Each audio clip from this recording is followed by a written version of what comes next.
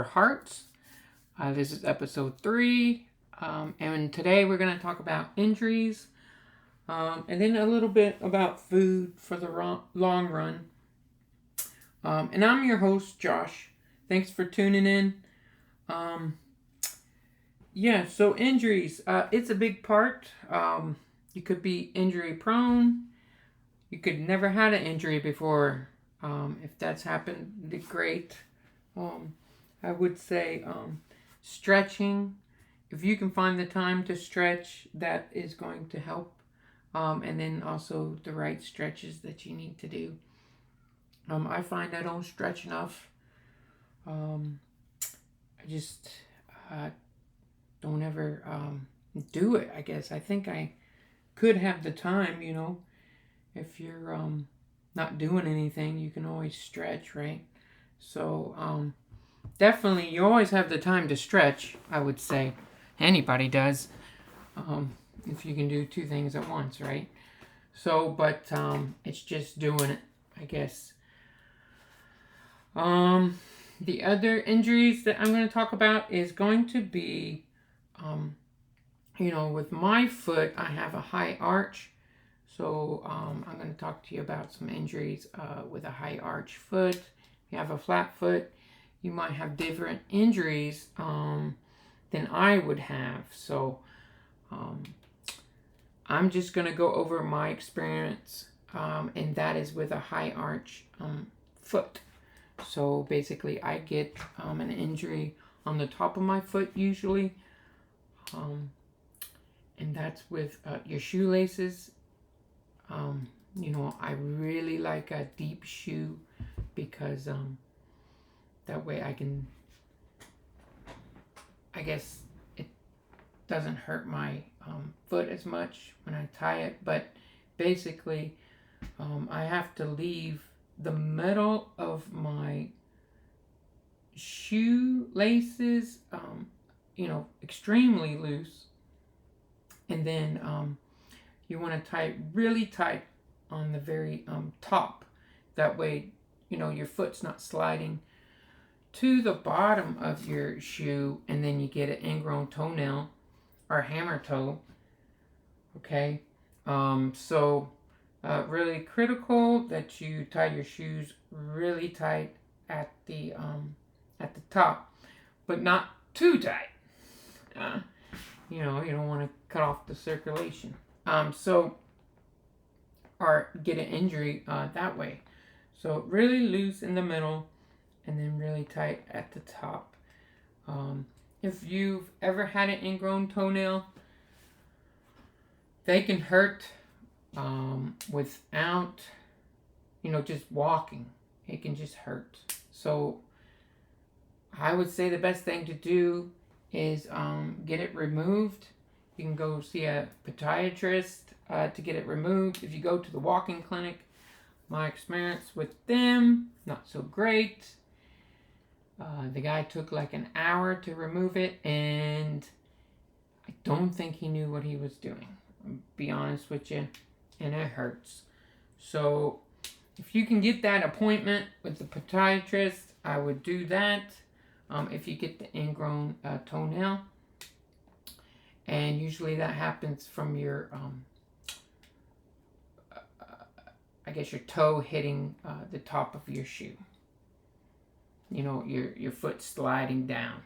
And so that's what's going to cause that usually. Or if you bite your toenails, which is pretty gross. But if you did that, the other thing is you pick your toenails, and you pick it wrong, that could do it as well. So you definitely want to get that removed. I know some runners that have got it removed and then ran like a marathon the next day. That could be painful. You could take some Advil to try to stop the pain. I did a marathon in like 3 days after getting the ingrown toenail removed, and that was painful. I think the biggest thing with those things is wrapping it correctly, because you're going to want to have it wrapped And then you're going to also want to have it fit in the shoe. So what I find is you want to wrap it definitely not tight. You want to wrap it really loose, but not too loose that the bandage falls off, right? So, but definitely more on the loose side than the tight side. And then that won't hurt you as much. And if you do just like a one loop around with the bandage, then it's definitely going to fit in your shoe for race day. You know, I don't think you have to go and get a different size shoe or anything like that. So, yeah, I've had a couple of ingrown toenails. So I am speaking from experience. So, and then the injury I've had plenty of times is the top of your foot, and that happens with tying your shoe too tight in the middle, and that can take a while to recover. You know, maybe a week or two, and you'll want to ice it. And man, if you don't get over that injury, it can haunt you for a while. So, you know, you'll want to get some loose socks and just, you know, be off, you know, take your shoe off, and just try to rest it. Man, that one sucks. I hope you guys don't get it. So, just make sure that if you do have a high arch in your foot, you want to leave your shoelaces really loose in the middle, and then tie it tight on the top. That way your foot doesn't slide down and hit the top of your shoe there. So, okay. Now, let's see. I think our schedule is going to be this week. We're going to, you know, if we're starting on Sunday, we're going to do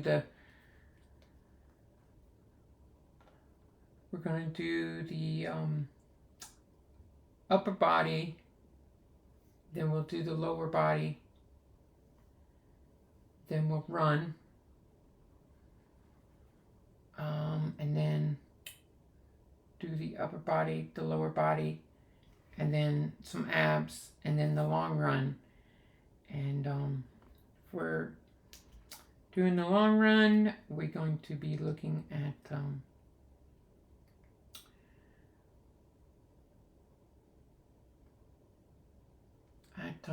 let's see, we're going to be looking at 16 miles this week. So you're definitely wrapping up the miles here. So I would encourage you to get a good podcast and maybe a good book. If you're a slow runner like me, you know, I'm running 13-minute miles, 12-minute miles. So, you know, that's going to be like 3 hours of running for sure. So that's a long time. So you want to try to, get your mind distracted from the run, because if you just think about the run, it's going to be very exhausting. So try to enjoy yourself out there. Now, I am a person that uses food for my long runs.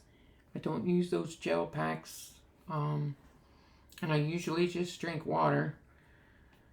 So this week I plan on bringing sunflower seeds, almonds, and chia seeds. I did some quick research on flex seeds, pumpkin seeds, hemp seeds, and did I say flex seeds? I think it did. And sesame seeds, anyways. And then, you know, pistachios and cashews, and there's all kinds of nuts. I mean, maybe I'll add a few more nuts in there. but I'm thinking to, I want something lightweight, want something dry. If you take some fruit, it's heavy because it has water in it, right? You take some dry fruit, and I did that in season 2, but still experimenting with the food and just trying to find the right formula for me, and I don't think I've found that yet. So, and last week, or I'd say last week, I did the long run, which was 14 miles, right? And I think I overate before the run, and so I had a tough 30 minutes, man. It was bad. I mean, I just felt bad, it was a bad run. In the middle of it, it got really nice. And that run I was going to take avocado, but I don't know. I was just, a fruit, it can bruise, especially when it gets hot. And then I was thinking it would just get mushy, because if it's in my pocket, it's just going to get really hot. And I was just like, no, I'm not taking that. So I ate some hemp seeds with peanut butter, and I had a lot of it. And I ate some avocado before I left, and I just did really bad at the very beginning. I felt kind of stuffed, and I'm thinking maybe next time I don't eat anything and just eat as I go, like every 40 minutes or something. But I think, you can take raisins. Raisins are really lightweight. Dry fruits, very lightweight if you're doing the food thing. Just lots of sugar, I guess. Has plenty of potassium, which is nice. But yeah, it just has a lot of sugar in the I guess that's good if you're used to taking in a lot of sugar. If you're more of a keto diet, then you might want more fat, which would be the seeds, and then the peanuts or the nuts, whichever nut you get. So, but yeah, the dry fruit worked pretty good there in season 2. But I'm gonna try the seeds and the nuts and see how that goes. It's super lightweight and plenty of fat. Couldn't ask for more fat and protein. And the 3 that I've found have lots of potassium in them. The sunflowers, the almonds, and the China seeds has plenty of potassium, and all the other sorts of stats on the nutrition label. So I think it's going to be a really good option. Looking forward to it, to have a really good run. And hopefully I won't get tired or anything if I choose these options. So, yeah. So, okay, that's all the information I have today. I appreciate you tuning in. And I'll see you on the next episode.